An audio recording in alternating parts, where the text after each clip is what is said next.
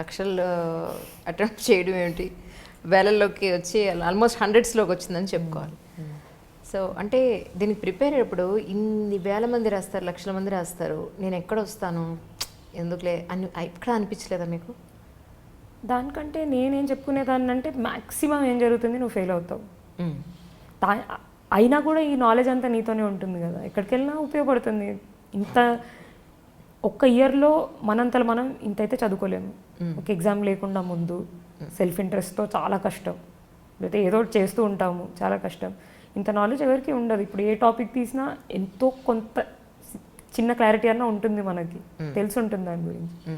ఆ స్టేజ్కి రావడం అనేది చాలా big achievement in itself. ఆ ర్యాంక్ ఇండికేట్ చేయక్కర్లేదు మనకి, మనలోనే మనకు చేంజెస్ తెలిసిపోతాయి. మా మమ్మీ చెప్తారు చాలా, నువ్వు మెచ్యూర్ అయ్యావు త్రూఅవుట్ ద ప్రిపరేషన్, మన క్యారెక్టర్ మారుతుంది. Those are achievements in themselves. And అది ప్రతి ఆస్పిరెంట్కి వస్తాయి, it's not only successful aspirants. అదే అనుకునేదాన్ని, అంత మ్యాక్సిమం నేను ఫెయిల్ అవుతాను, తర్వాత వెళ్ళి జాబ్ చేసుకుంటాను, I don't have a problem. ఇది లైఫ్ అనుకోవద్దు. అది కూడా ఒక పెద్ద ప్రాబ్లం ఏంటి అంటే, దిగిన తర్వాత ఇదే లైఫ్ అనుకుంటారు. ఇది రాకపోతే నా లైఫ్ అయిపోయింది అన్న స్టేజ్కి వెళ్ళిపోతుంది.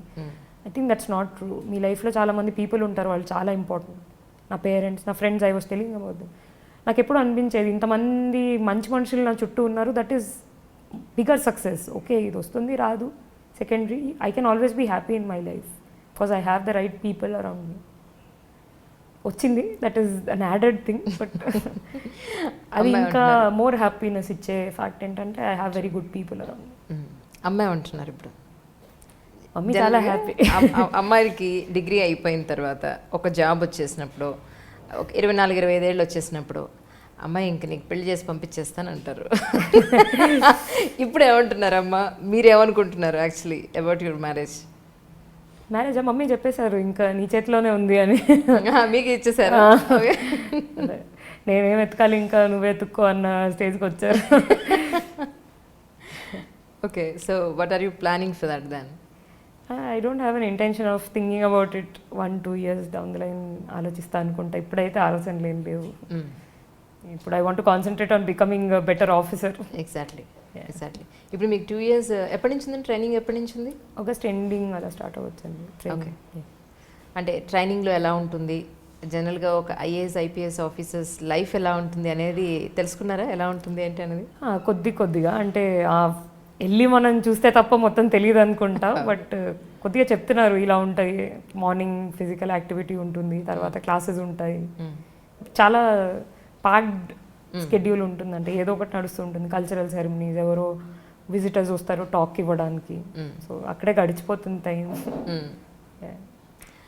అంటే మీరు ఎస్పెషల్లీ ఏది ఆప్ట్ చేసుకున్నారు? ఐఏఎస్ ఆప్ట్ చేసుకున్నారా? ఫస్ట్ ఐఏఎస్ ఉంది, బట్ ర్యాంక్ కొద్దిగా ఎక్కువ ఉంది, ఐఏఎస్ రాకపోవచ్చు.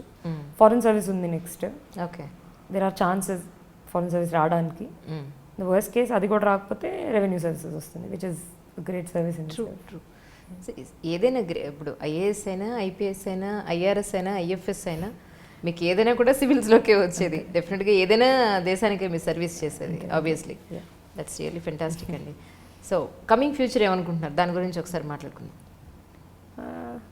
One day at a time అండి. ఇప్పుడైతే అంటే there is a big learning curve ahead. ఇప్పటి వరకు ప్రిపేర్ అయ్యింది ఒక ఎత్తు అయితే, ఇప్పుడు ప్రిపేర్ అయ్యేది ఐ థింక్ ఇంకో ఎత్తు అవుతుంది.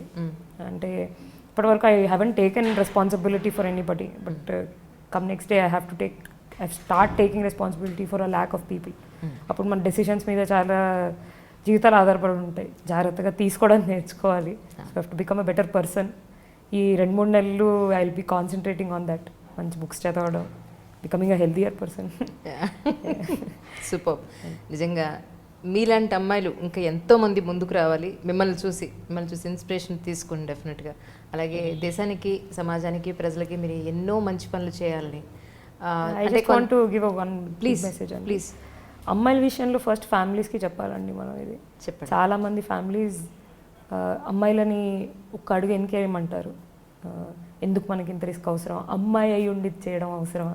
నేను కూడా చాలాసార్లే విన్నాను ఈ మాట. బట్ అమ్మాయి అబ్బాయి తేడా చూపించకండి. నేను చేస్తాను అని ఎవరన్నా ముందుకొస్తే సపోర్ట్ ఇవ్వండి. They will do wonders. Especially నా విషయంలో చెప్పాలంటే ఇక్కడ కూర్చొని మాట్లాడుతున్నాను అంటే ఫ్యామిలీ సపోర్ట్ లేకుండా ఇట్స్ ఆల్మోస్ట్ ఇంపాసిబుల్. చాలామందికి అది దొరకక ఆపర్చునిటీ మిస్ అవుతూ ఉంటుంది.